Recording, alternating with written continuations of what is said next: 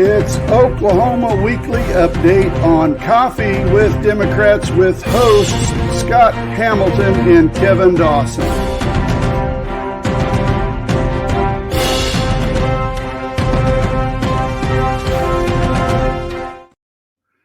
And good morning. It's Oklahoma Weekly Update on Coffee with Democrats, the best political satire news show in Oklahoma.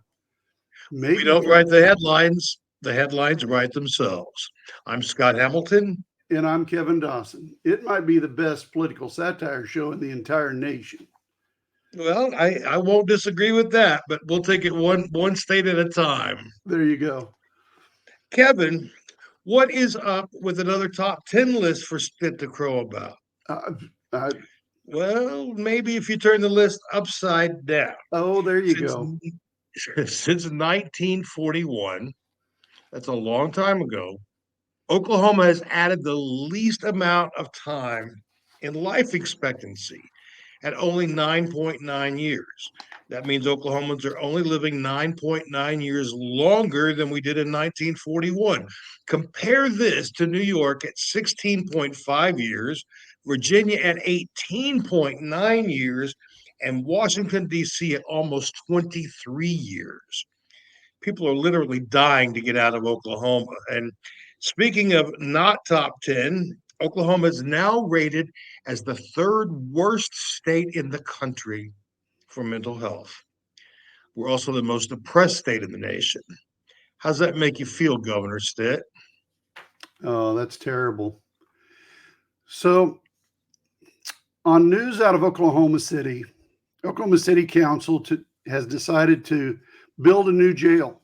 I mean, it's been all over the news for the last several months. It's an urgent thing. They've got to do it, and they've got to do it now.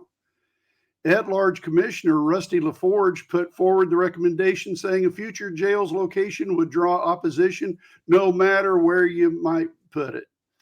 Nobody wants it anywhere, LaForge said. Oklahoma City is in the center of the county. We have got to get moving, have got to build a new jail. LaForge's motion was supported by Ward 5 Commissioner Bobby Newman and Ward 8 Commissioner Don Noble and Ward 3 Commissioner Jeremy Meek.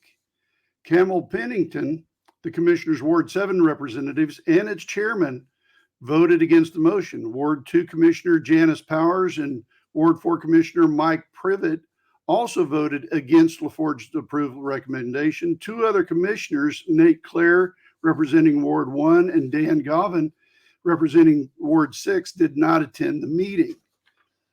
So the question that is coming up is Oklahoma City using its muscle to stomp on the citizens of Dell City, just as the Reverse L TIF project in Classen Corridor is coming online, and they've got an eyesore in the jail in that district? Or is it the stench of the Oklahoma having one of the nation's highest incarceration rates, making it too inconvenient for Oklahoma City leaders to sell itself as a progressive city with a brown brick monolith jail staring at City Hall on the Classen Corridor as a beacon of oppression and draconian laws? Why not put the jail in Quail Creek District where Rusty LaForge lives, since he is so adamant that we have got to get moving and have got to build a new jail? Whatever the reason for dramatic Democratic stronghold of Dell City just got crapped on its head by Oklahoma City, the wicked witch of the West. Yeah, that's not real good for inner city politics. Well, speaking of politics, Senate Bill 1218 would make it illegal for anyone 18 years of age to buy the gun of their choosing. Any gun that they choose. Right now, 18-year-olds can buy rifles and shotguns, ostensibly for hunting. This bill adds handguns to the arsenals of teenagers. We should note that at 18, only half of the brain that controls impulses has matured. What could possibly go wrong with 18-year-olds being able to legally buy handguns? And we might remind folks that Uvalde was an 18-year-old shooter. That's right. So in additional news around Oklahoma, in a scathing editorial, Cassandra Turner Bradley from Tulsa writes, Do you tweet? Nah, but I do beatbox all right.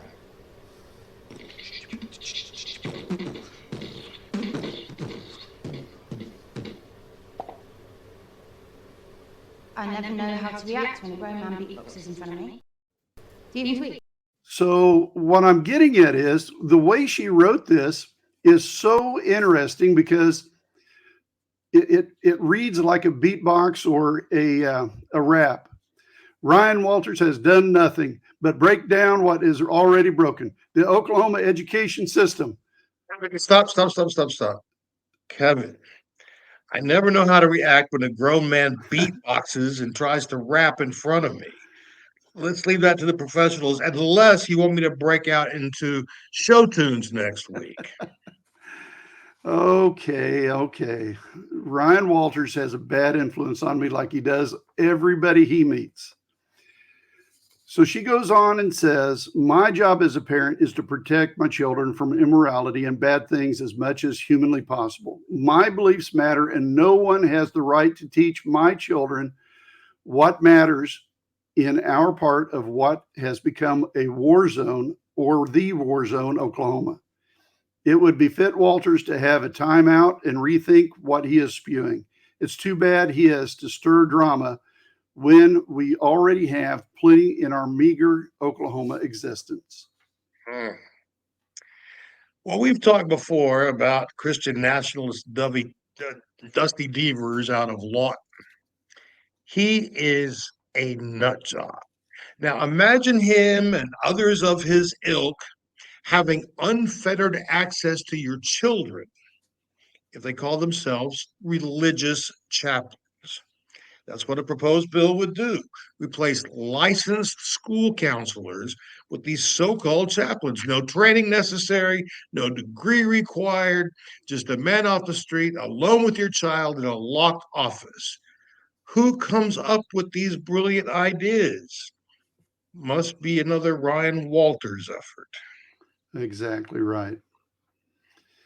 In another editorial, Gary Robert Pinnell from Oklahoma City writes, Hold on. You're not going to beatbox again, are you? No. Thank you. But Gary brought back to mind the photo of Ryan Walters proudly displaying his erection while another man stroked his leg, and the homophobic hypocrisy Walters engages in. Here's what Gary said.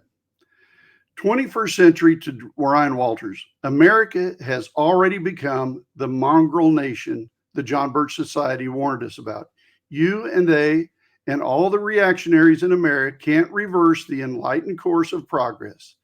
LGBTQ plus people live in every neighborhood now, eat in the same restaurants, date and marry both men and women. Why?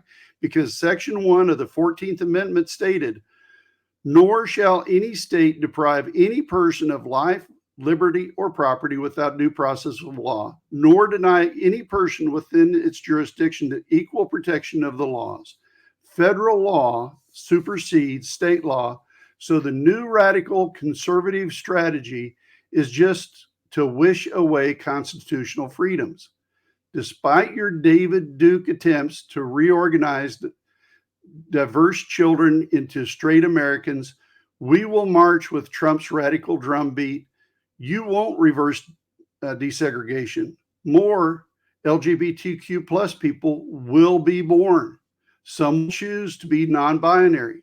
Despite your efforts to ban ideas, some will read To Kill a Mockingbird and The Truth About Alice. Boom. Gary dropped the sledgehammer on Walters like Peter Gabriel smash hit from 1980. I wanna be the sledgehammer. Why don't you call my name? I wanna be a sledgehammer. Too bad that hammer wasn't hitting Ryan Walters in the head. I think he's so hard-headed he wouldn't have noticed anyway. That's true. Well, Metro attorney, whom Governor Stitt once tapped to help his task force on COVID-19 surge planning, has been indicted. This was last week by a federal grand jury for what they're calling a ghost licensing scheme for black market marijuana.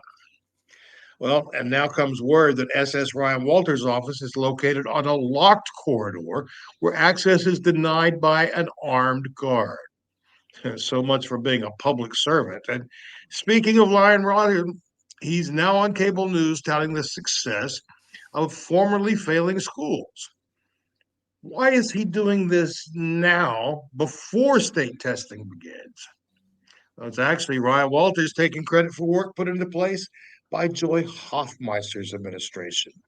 Remember her? You may not have loved her as superintendent of public instruction, but she sure didn't lie every single day of her life and claim credit for someone else's work. Exactly right. So Republicans got their panties in a wad. And in this article here, where that talks about should school elections be held on different days from other elections, Republicans got their panties in a wad because of the stupid antics of Ryan Walters' dumb shittery that cost them several high-profile school board elections earlier this month.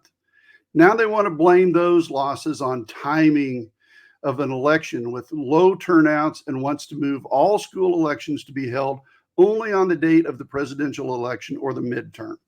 Why don't they just wake up and shit can Walters instead of blowing their wad all over the elections? Did you see what I did there, Scott?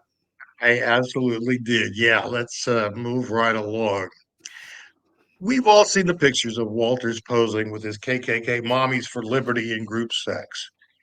Kevin, have you ever wondered why this group has no black moms? Curious minds. Well, that old expression was kids say the darndest things. Now it's governors say the darndest things. Stitt was quoted as saying Oklahomans want limited government, individual liberty, and personal responsibility. Everything we do in Oklahoma should align with those principles. That means cutting taxes, supporting families, and promoting freedoms. Seems very odd coming from America's worst governor, who has enlarged government, worked to destroy individual liberty, and never takes responsibility for anything. Promoting freedoms, indeed. Yeah, at the same time, running businesses all out of Oklahoma as fast as they can get out. That's exactly right. Well, Kevin, we don't write the headlines write themselves. Until next week on Oklahoma Weekly Update on Coffee with Democrats, I'm Kevin Dawson. And I'm Scott Hamilton. Thanks so much for joining us. See you again next week.